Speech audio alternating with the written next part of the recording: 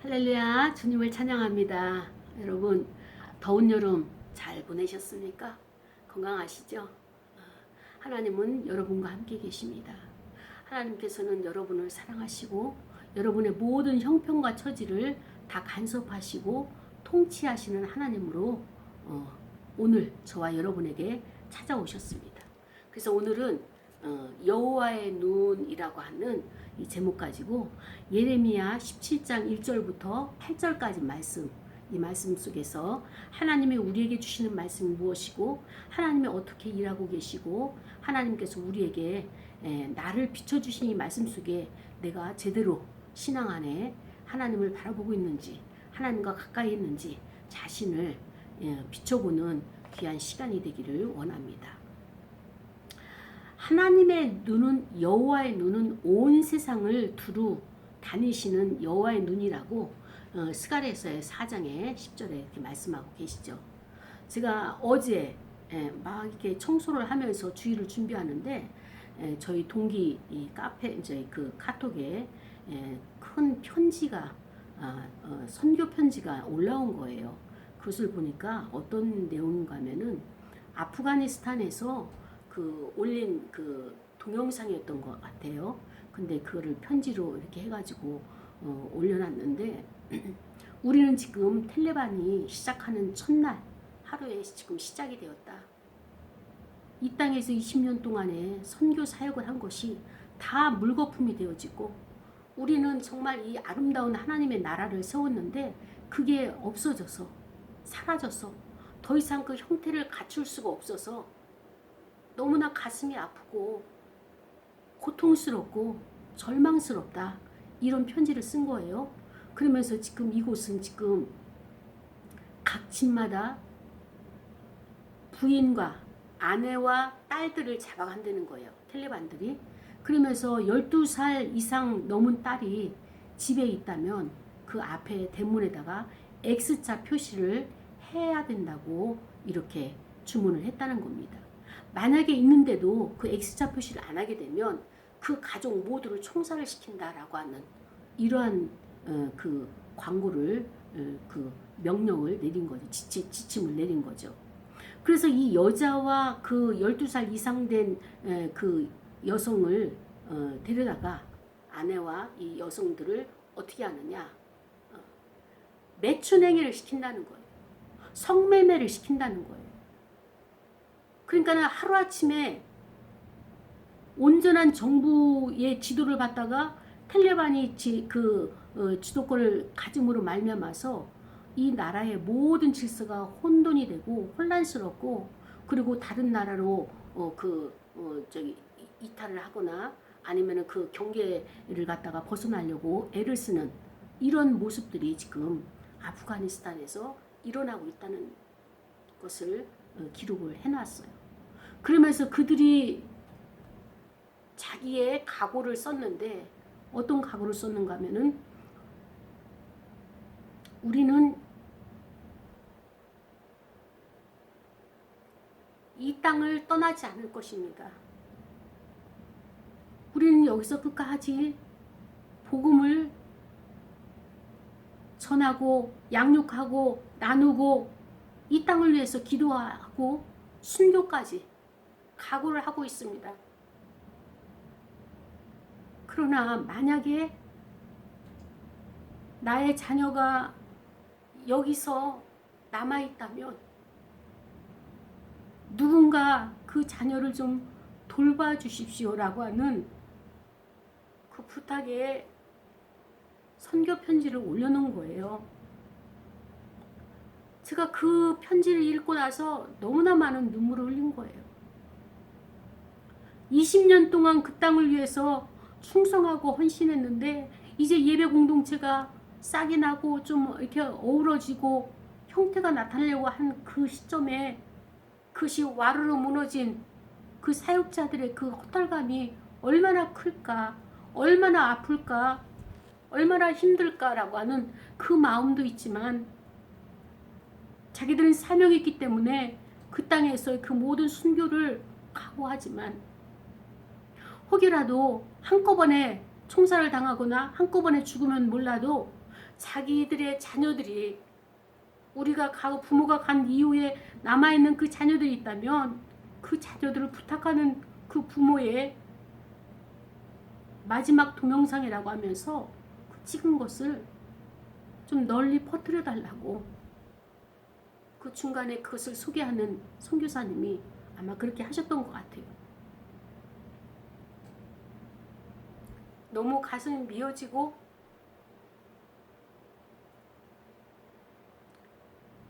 어떻게 그들과 함께 할 수 있을까? 밤새 잠이 안 왔어요. 왜냐하면 지금 전 세계는 너무나 갑작스럽게 아프가니스탄이 저렇게 되어지는 거 보고 예전서부터 물밑 작업은 했겠지만 갑작스러운 이런 현상을 보고 충격에 빠진 거예요. 그러나 특히 우리나라 같은 경우에는 그 위기감이 더한 겁니다. 이때에 그 아프가니스탄은 먼저 그렇게 된 상황에서 우리에게 주시는 하나님의 메시지가 있다고 생각합니다. 오늘 말씀 속에서 그 메시지를 하나님께서 우리에게 원하시는 것이 무엇인가를 찾기를 원해요. 어쩌면 우리는 익히 알고 있는 답들이 있어요. 그러나 그것이 왜 안 되는지 우리가 이것을 찾아보기를 원합니다. 예레미야 17장 1절부터 8절까지 말씀은 무엇이냐? 유다의 죄를 지적하는 거예요. 예레미야도 유다 북이스라엘이 멸망하고 아수리아에서 멸망하고 지금 하나님께서 바벨론이라고 하는 도구를 가져다가 그 부찌개를 가져다가 남유다를 심판하시려고 계속적으로 예레미야를 통해서 메시지를 주시는 거예요. 그러면서 너가 생활 가운데서 이것은 해야 될 것, 하지 말아야 될 것을 계속 구분해 주시는데 오늘 본문이 이겁니다. 유다의 죄는 금강석 끝 철필로, 그러니까는 이 철필 끝이 금강석으로 했으니까 얼마나 단단하고 이게 무뎌지지 않을 그렇게 단단한 그 도구로, 필기 도구로 이제 그거를 기록을 했다는 거예요. 어떻게 기록했느냐? 그들의 마음판과, 그러니까는 죄를 범하는 자의 마음판과 그 다음에 그들의 제단뿔에 새겨졌거늘. 그 얘기는 뭐예요? 죄를 짓게 되면 양을 가져다가 자기의 죄사함을 위하여서 잡고 제단뿔에 그 피를 바르잖아요. 그러면서 사함을 받잖아요. 근데 하나님께서는 그 사람 마음속에 그 죄를 기록해 놨고 그 다음에 또 그들이 제단 뿔에다가 발랐던 그 자국 하나하나까지도 그들의 죄를 새겨놨다는 거예요. 지금. 그래서 그들의 자녀가 높은 언덕 위에 푸른 나무 곁에 있는 그 제단들 아세라들을 생각하도다. 들에 있는 나의 산아 내 온 영토의 죄로 말미암아 내가 내 재산과 내 모든 보물과 산당들로 노력을 당하게 하리니. 자, 여호와 하나님을 만나기 위해서는 우리가 어떻게 해요? 성막에 가야 되는 거죠. 근데 이 당시 이 자녀들이 성막에 왔지만은 머릿속으로 상상은 무엇을 하느냐? 푸른 나무 곁에, 푸른 나무 아래에 있는 그 상황을, 그때의 경험을 상기한다는 거예요. 거기서 제사드렸던, 여기서 푸른 언덕이, 그 높은 언덕이 푸른 나무 곁이라고 하는 것은 아세라, 바알과 아세라를 제사 드릴 때, 거기다가 제단을 쌓을 때 그들이 거기에서의 그 제단을 드리고 나서 흥겹게 쾌락을 즐겼던 그것을 연상하고 있는 거죠. 그렇기 때문에 이들이 내가 내게 준 기업에서 내 손을 뗄 것이며, 그러니까 모든 재산을 보물과 산당들로 노략을 당하게 하고 다 잃어버리게 하고 온 영토의 죄를 통하여서 이들의 기업과 그 손대하는 모든 일들을 다 하나님께서 이것을 제해버리시겠다 이 말씀을 하시는 거죠. 그리고 너의 알지 못하는 땅에서 내 원수를 섬기게 하리니 이는 너희가 내 눈을 맹렬하게 하여 영원히 타는 불을 일으켰기 때문이다. 이렇게 말씀을 하시는 거예요. 그러면서 여호와께서 말씀하시기를 너희는 사람을 믿으며, 이게 중요한 거예요. 두 번째는 육신으로 그의 힘을 삼고, 또 세 번째는 마음이 여호와에게서 떠난 그 사람은 저주를 받을지어다. 여호와 하나님 앞에 나와서 너희의 마음을 나에게 주기를 원하시는 하나님의 그 뜻을 저버리고 너희의 마음은 사람을 쫓아갔다. 이 사람이 유능하다, 저 지도자가 괜찮다 하면은 그들을 쫓아갔다는 거예요. 그들을 쫓아가가지고 그 사람을 믿고 그 힘을 의지해가지고 너희들이 그 마음을 거기다 쏟고 있는데, 그리고 너희의 마음은 여호와를 떠났기 때문에 그 사람은, 여호와 하나님에게 마음을 떠난 그 사람은 저주를 받을 것이다. 근데 그 저주가 어떠냐? 사막의 떨기나무와 같을 것이다 라고 이렇게 말씀을 하시는 거예요. 사막의 떨기나무는 어떻습니까? 사막은 간조한 땅이잖아요. 건건한 땅이잖아요. 사람이 살지 않는 땅이잖아요. 그곳에서 이 나무가, 떨기나무가 어떻게 살까요? 비가 오지 않아요. 햇빛만 있습니다. 그런 상황 가운데서 이들이, 떨기나무가 성장할 수도 없고 오로지 나오는 건 가시밖에 없어요. 독 있는 가시. 그래서 이 사막의 나무들은 자라지 않으면서 그 자기 안에 있는 내성이 있는 그 독들을 나오기 때문에 가시들이 굉장히 강해요. 그래서 이들은 좋은 일을 보지 못한다고 말씀을 하십니다. 광야에 사는 삶이 얼마나 힘들고 척박합니까? 그 땅이 간조해요. 건건해요. 사람이 도저히 살 수 없는 땅에서 하나님께서 이렇게 저주를 받을 것이다 라고 말씀을 하십니다. 그러나 반대로 무릇 여호와를 의지하면서 하나님을 경외하는, 의뢰하는 자는 복을 받을 것이다. 복 있는 자가 될 것이다. 그래서 그는 어떤 삶을 사느냐?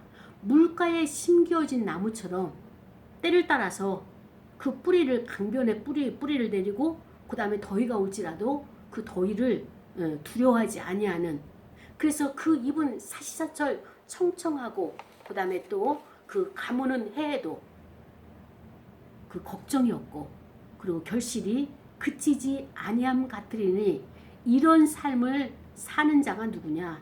여호와를 경외하는 자, 여호와를 의지하는 자, 여호와를 의뢰하는 사람은 이런 그 인생을 살 것이다 라고 오늘 예레미야를 통하여서 여호와 하나님께서 말씀해 주셨습니다. 사랑하는 여러분, 우리는 다 알고 있어요. 여호와 하나님을 의지하고 그분을 바라고 그분 앞에 나가기만 하면 그분은 우리의 힘이고 우리의 요사가 되어주시고 우리의 방패가 되어주시고 모든 것을 그분께서 해결해 주시는, 피난처 되시는 그러한 하나님이시라는 것을 알고 있어요. 그런데 우리의 삶은 어떻습니까? 생활이 그분 앞에 나가는 것이 안 되는 거예요. 여기에 지금 우리의 괴로움이 있는 것이죠. 그렇다면 어떤 것이 그렇게 우리를 하나님 앞에 나가는 것을 방해하고 하지 못하도록 하고 있는가? 이 요인을 우리가 찾아내는 것입니다. 첫 번째로 유다의 죄를 말씀하시면서 하나님께서 뭐라고 하십니까? 사람을 믿는다라고 했어요.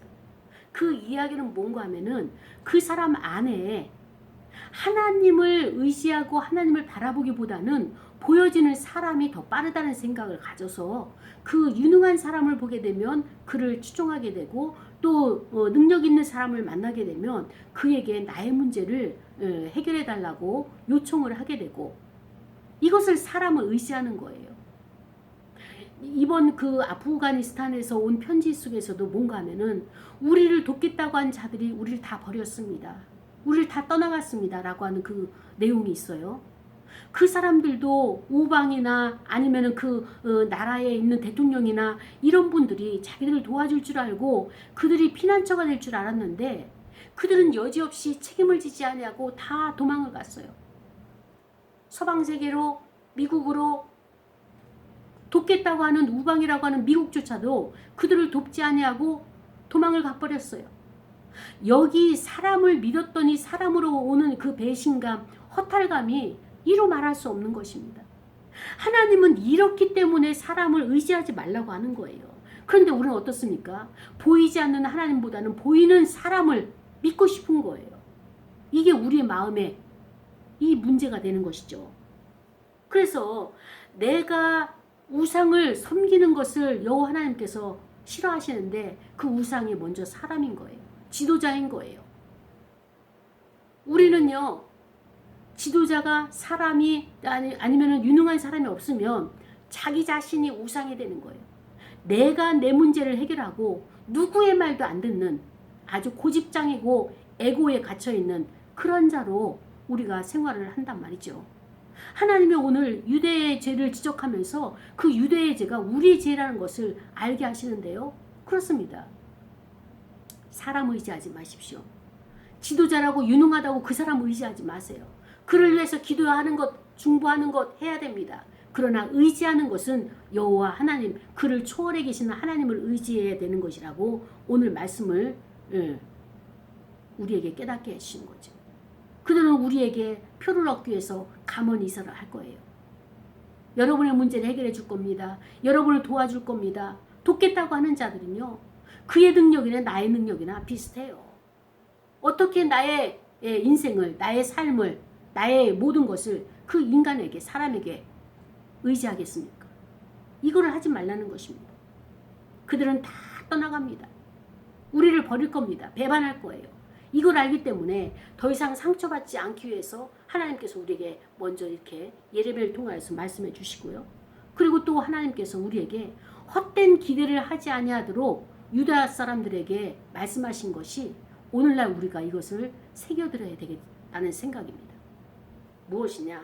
결혼을 하지 말아라. 아이를 출산하지 말아라. 그 유대인들에게, 그 남유다 백성들에게 하나님께서 예레미야를 통하여서 끊임없이 말씀하시는 것이 결혼하지 말아라, 아이를 출산하지 말아라. 왜?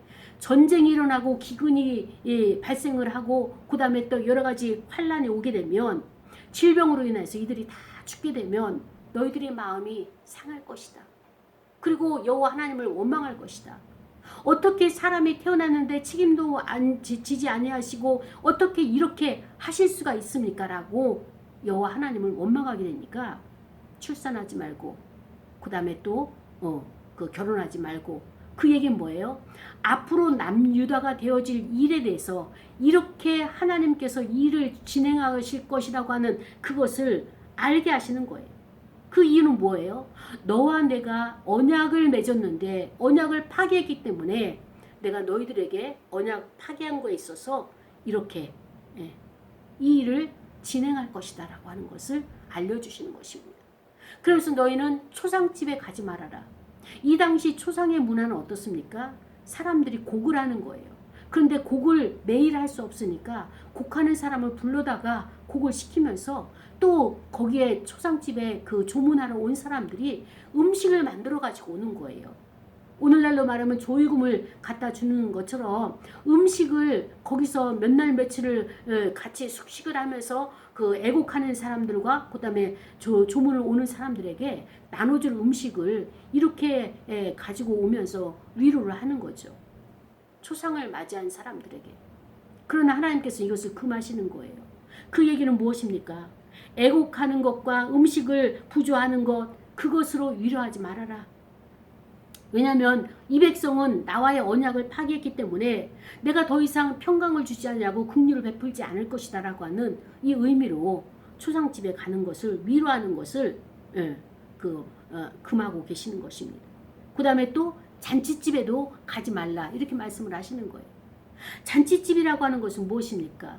남녀가 만나서 결혼을 하면서 아이를 출산하고 또 그 잔치 결혼한 식에서 우리가 같이 축하해주면서 그들을 축복해주면서 그 기쁨을 함께 나누고 그 즐거움을 함께 상기하는 이런 것을, 기쁨과 즐거움을 누리는 것을 하나님께서는 더 이상 너희들에게 주지 않겠다, 허락하지 않겠다, 이 말씀을 의미하는 것이죠. 그렇습니다. 우리가 살면서 기쁨을 누리고 우리가 살면서 즐거움을 가지는 이 모든 것들이 하나님으로부터 온 것이었고요. 우리가 평강을 누리는 것도 하나님이 공급하신 은혜였던 것입니다. 그런데 우리가 누리고 있는 이 자유를 누리고 있고 예배를 드릴 수 있는 이 현실, 이것은 하나님께서 우리에게 허락하셨기 때문에 우리가 할 수 있는 것입니다. 근데 어느 날 이것이 없어지고 예배 드리는 자를 박해하고 그 다음에 또 예배 드리는 자를 더 이상 예배를 드리지 못하도록 방해를 한다면 우리가 그동안에 마음껏 드렸던 그 예배가 내가 준비해서 내가 하나님 앞에 올려드린 제사로 예물로 또 예배로 그렇게 착각하고 있는 이 오만함을 하나님께서는 그것은 내가 너희들에게 허락한 은혜였다, 은총이었다 라고 하는 것을 깨닫게 하시기 위해서 오늘 유다의 죄를 통하여서 이 말씀을 우리에게 주셨고요. 전 세계 가운데 지금 너무나 많은 체제들이 나라마다 혼란 가운데 있는 이 현상을 보면서 저와 여러분에게 하나님께서 지금 주시는 메시지예요. 이런 상황 가운데 우리가 어떠한 방향으로 하나님의 뜻을 어떻게 분별하여 나갈 것이냐, 이 말씀 속에서 이것을 깨달아야 되는 것입니다. 어쩌면 하나님께서 아프가니스탄의 그 삶을 보게 되면 일상적으로 자기들이 누렸고 즐거워했고 행했던 모든 그 일상의 삶의 패턴이 다 깨진 거예요. 하나님이 주시는 그 일상의 복이 그나마 이슬람 교도 가운데서도 예배드리고 양육하고 복음을 전하는 그 사역을 감당했는데 이제 그것마저도 되어지지 않는 환경으로 몰아져가는 현실을 보면서 고통 속에서 눈물 흘리고 있는 우리 사역자들, 그의 자녀들, 그 땅의 백성들, 하나님께서 그 땅을 왜 이렇게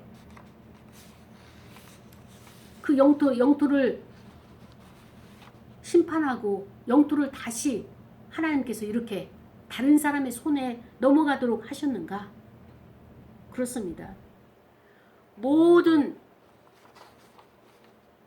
우리의 모든 환경과 이 모든 고통은 죄로부터 오는 것이에요. 인정하고 싶지 않지만 하나님의 메시지는 그것입니다. 우리에게 하나님은 정당한 사유가 있고 공정하시기 때문에 그것이 지켜지고 그것이 존속되어진다면 하나님의 복이라고 하는, 하나님의 그 보호라고 하는 그것을 우리에게 계속적으로 허락하시겠다는 거예요. 그러나 너희가 남유다가 나에게서 언약을 맺었음에도 불구하고 그 언약을 파괴했고 그 언약을 어겼기 때문에 하나님은 공평하신 하나님이시고 공의로우신 하나님이시라서 그 공의에 대한 그 언약을 어긴 자의 그 배상에 대해서 그것을 행하고 있는 것을 오늘 말씀을 통하여서 알게 하시는 겁니다.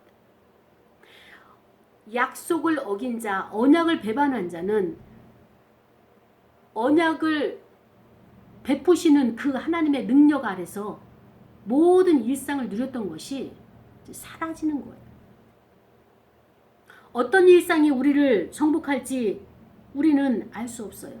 그러나 분명한 것은 하나님으로부터 오는 참된 평안과 참된 기쁨과 즐거움과 이 모든 것들이 제거가 된다는 사실입니다. 근데 그것은 어디에 있습니까? 바로 우리 마음속에 있는 거예요. 환경이 어떠한 것이 중요치가 않아요. 그것도 중요하겠지만은 하나님은 우리와 함께 계시기 때문에 어때요? 그 환경을 이길 힘을 그에게서 공급을 받는 거예요. 아프가니스탄에 있는 그 선교사의 편지 가운데 어떤 것이 있느냐? 모두가 떠났다는 거예요. 우리를 도와주겠다는 사람들이 다 떠나고 우리는 아무것도 없다. 믿을 사람도 없고. 그러나 하나님은 그곳에 계시는 거예요. 그들에게 임마누엘로 계시고 그들에게 친구처럼 그들의 고통을 함께 감내하고 그들에게 하나님께서 힘을 공급하시고 지금 이겨낼 수 있는 능력을 그들 마음속에 붙들고 계시는 겁니다. 저는 우리의 환경이 달라졌다고 해서 우리의 그 조건들이 살아가는 모든 조건들이 악조건이 되었다고 해서 절망할 필요가 없다고 생각합니다. 하나님은 우리에게 고통의 원인인 죄를 제거하기 위해서 이런 환경적인 고통을 허락하실 수가 있어요. 그러나 우리는 여기에서 빨리 벗어나기 위해서는 우리가 여호와 하나님 앞에 나아가는 것인데, 그 나아가는 것이 무엇이냐? 바로 기도의 자리로 나가야 되는 거예요. 우리가 아프가니스탄을 갈 수도 없죠. 그러나 여기서 할 수 있는 것은 기도예요. 기도는 가장 빨리 갈 수 있고 가장 그들의 마음을 빨리 하나님 앞에 올려드리고 하나님의 역사가 임할 수 있도록 해줄 수 있는 것이 중보기도란 말이죠. 그런데 우리가 이 기도의 자리에 나가는 게 너무 어렵다는 거예요. 알고는 있어요. 그런데 안 나가지는 거예요. 우리의 상황을 보게 되면 남유다의 상황과 참 비슷합니다. 시드기야 왕이 하나님 앞에 기도를 하는 거예요. 근데 어떻게 기도하느냐? 바벨론에서 쳐들어왔어요. 느부갓네살 왕이 내가 남유다를 정복하겠다. 너희는 우리의 총이 되라. 내가 식민지 삼겠다. 그러면서 여기 있는 똘똘한 사람들, 지식 있고 엘리트는 전부 뽑아서 바벨론을 끌고 가잖아요. 그때 남유다 왕인 시드기야가 다급해요. 위급한 상황이 왔어요. 그러니까 얼마나 급했는지 이 시드기야가 사람을 보내서 예레미야에게 전가를 보냈어요. 우리를 위해서 기도하라. 나를 위해서 기도하라. 남유다를 위해서 기도하라. 그러면서 내가 지금 너무나 다급하게 됐으니까 나를 위해서 기도해달라. 이렇게 나라를 위해서 기도해달라. 그렇게 부탁을 했습니다. 근데요, 중요한 것은 무엇이냐? 아무리 그 어렵고 힘든 일이 있어서 기도를 해달라고 했는데 하나님께서 그 기도를 안 들으시는 거예요. 이럴 때 가장 사람이 힘들죠. 힘들기 때문에 어떻게 되느냐? 왜 하나님께서 이 기도를, 그렇게 원하시는 이 기도를 급하게 기도를 간청하는 시드기야 왕이 하나님을 이렇게 의지하는데 왜 응답이 되지 않을까? 이 문제예요, 지금. 하나님께서는 시드기야가 요청하는 그 기도를 듣지 아니하시죠? 그 예레미야가 중보기도를 했겠죠. 그 선지자들이 중보기도를 했겠죠.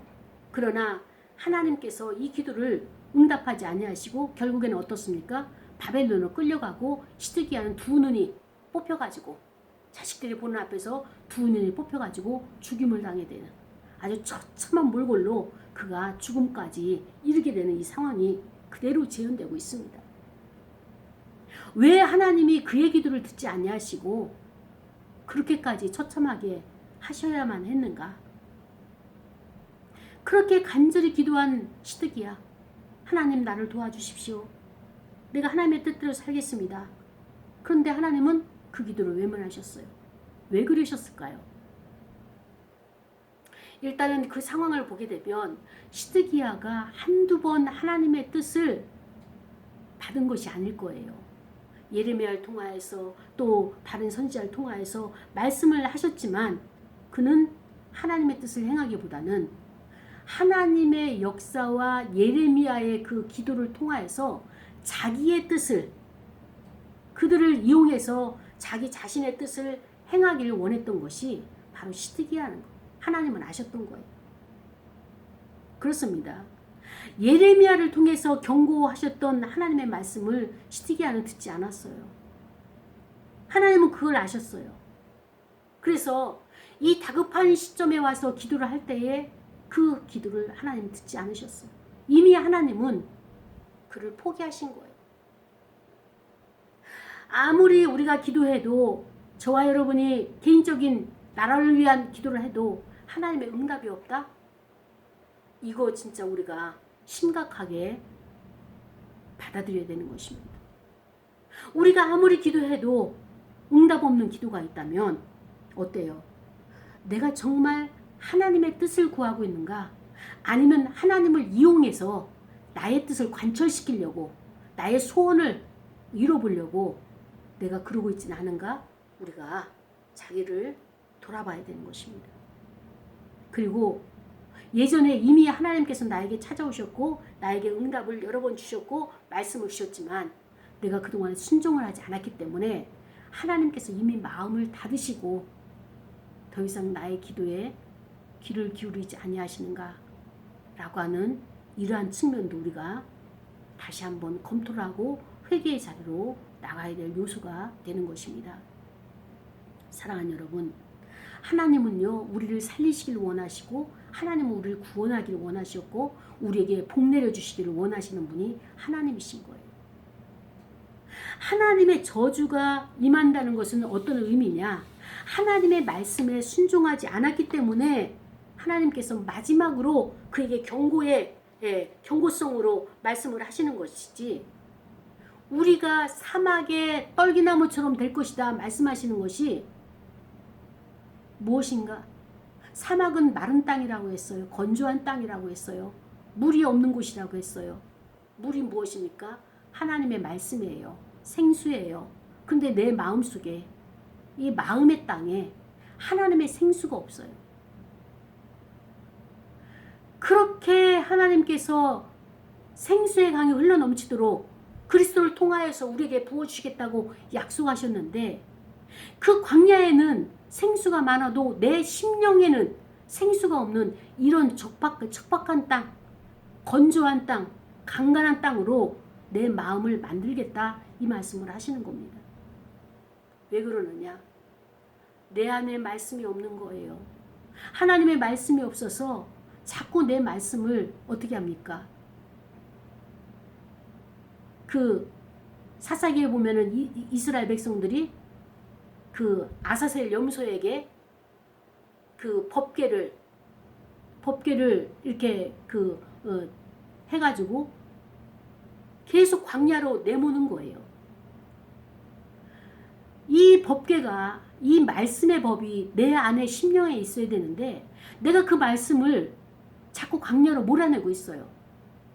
말씀을 순종하지 않냐고, 말씀을 거부하고 말씀을 받아들이지 않기 때문에, 환영하지 않기 때문에 내 심령은 아사셀 염소가 걸어가는 광야처럼 내 마음밭은 지금 사막과 같이 갈라지고 그 피폐해지는, 말씀을 거부하는 자의 그 특징이 지금 내 심령에서, 내 환경에서 나오고 있지는 않습니까? 그러나 여호와 하나님께서 말씀하시는 것이 무엇이냐? 이런 저주받은 자만 있는 것이 아니라 복 있는 사람이 있다는 거예요. 그 복 있는 사람은 여호와의 말씀을 즐거워하는 자, 하나님의 말씀을 준행하는 자, 하나님의 말씀을 묵상하는 자. 이런 자는 어떠냐? 물가에 심겨진 나무다. 아무리 더위가 오고 마른 땅이 되어지고 가뭄이 온다 할지라도 청청하다. 그 입이 청청하고 열매가 맺고 과실이 풍성하게 된다 라고 하는 것을 말씀해 주시면서 오늘 우리의 심령이 이와 같아야 된다는 것을 우리에게 알리시는 거죠. 사랑하는 여러분, 현실은 우리 세계 정세가 지금 현실이에요. 이 세계 정세가 그들에게만 있는 것이 아니라 우리나라도, 나에게도 함께 포함되는 모든 것이 같은 한 몸이기 때문에 포함이 되는 것입니다. 그렇다면 우리는 이 상황 가운데서 어떻게 해야 되느냐? 저는 지금 이 상황을 이렇게 말씀드리고 싶어요. 마태복음 25장에 나오는 10 처녀들이 지금 모두가 주님의 오심을 기다리고 있어요. 우리도 마찬가지예요. 마라나타 주님을 기다리고 있어요. 첫째에서 들려오는, 아직 전쟁은 아니지만 위기 가운데 있는 나라들의 이 모든 소식이 들려올 때마다 두렵고 공포스럽고 불안하고, 그래서 우리가 기도하기를 주님이여 어서 오시옵소서. 피조물만 기다리는 것이 아니라 우리도 주님을 기다리고 있습니다. 하나님의 보내실 자 예수 그리스도를 기다리고 있습니다. 이렇게 기도를 하잖아요. 그런데 중요한 것은 그 모든 열처녀가 등불에다가 기름을 준비해서 밤새 신랑이 오실 그때까지 등불을 켜들고 있는 거예요. 지금 우리가 이 시대에 준비해야 될 것은 바로 이 등불입니다. 이 등불이 상징하는 것은 무엇입니까? 그것은 바로 성령이에요. 아까 우리가 할 수 있는데 알고 있는데 하지 못하는 게 기도의 자리에 나가지 못한다고, 이것이 우리의 연약함이라고 우리가 함께 나눴잖아요. 그렇습니다. 기도의 자리에 나가게 되면 성령께서 우리에게 성령의 기름 부으심을 부어주시고 이 시대가 어떻게 열어지고 어떻게 하나님께서 이끌어 가시고 어떤 방향으로 하나님께서 일하시는지 기도하는 자에게 보여주실 터인데, 우리가 그것을 하지 못하기 때문에 목회자가 선지자로서 방향을 제시하지 못하고 어때요? 하나님의 보냄을 받은 자로서의 사명을 감당하지 못하여 우리도 헤매고 있는 이런 상황은 아닌지. 그렇습니다. 세상에 믿는 자와 믿지 않는 자에게 빛과 소금의 역할을 감당하라고, 심지어는 말씀을 거부하는 곳에까지도 이 사명을 감당하라고 우리를 파송하셨고 이 땅에 살도록 존재하도록 우리를 허락하신 것이잖아요. 그런데 하나님의 뜻을 분별하는 데 우리가 집중을 해야 되는데, 그 집중하는 자리가 기도의 자리잖아요. 분향단에 나가야 되는 것이잖아요. 중보의 분향단, 나의 공동체, 나의 문제, 이걸 분향단에 나가야 되는 이 시간을 우리가 이거를 하나님 앞에 드리지 않고 있는 거예요. 그러니까 나는 성령을 충만하게 기름 부음 받을 시간이 없고, 그래서 주님을 지금 기다리고 있는데 열처녀 가운데 기름을 충분하게 준비한 그는 주님을 맞이할 수 있습니다. 영접할 수가 있어요. 그러나 지금 모두가 등불에 기름을 넣고 계속 이 기름은 줄어들고 있어요. 점점점 줄어들고 있습니다. 충분하게 기도한 자, 충분하게 성령을 충분하게 기름 부음을 받은 자는 주님이 오실 때까지 이 일을 잘 감당할 수 있습니다. 오늘 현실을 살아가는 문제가 이 문제예요. 환경적으로 공포의 도가니, 환경적으로 두려움과 불안을 가져다주는 그 환경, 무엇이죠? 우리가 이제까지 경험해보지 않은 환경이 우리를 두렵게 하는 거예요.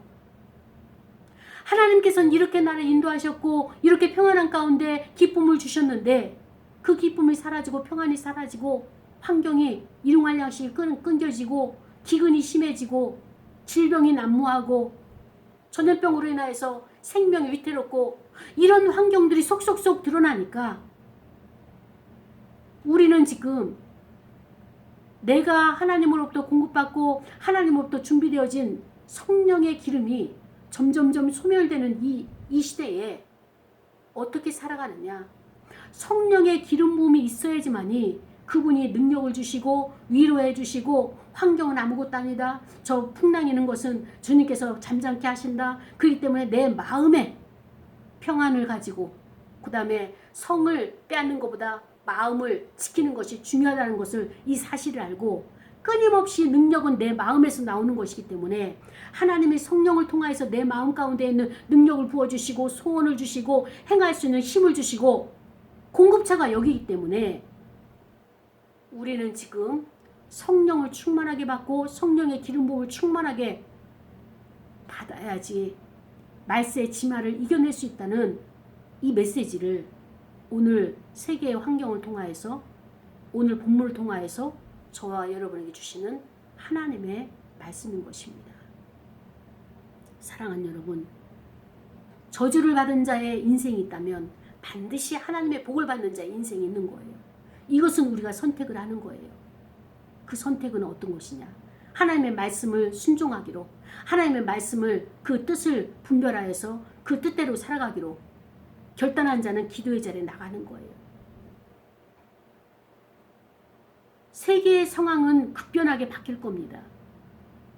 날마다 예상치 못하는 환경으로 바뀔 거예요.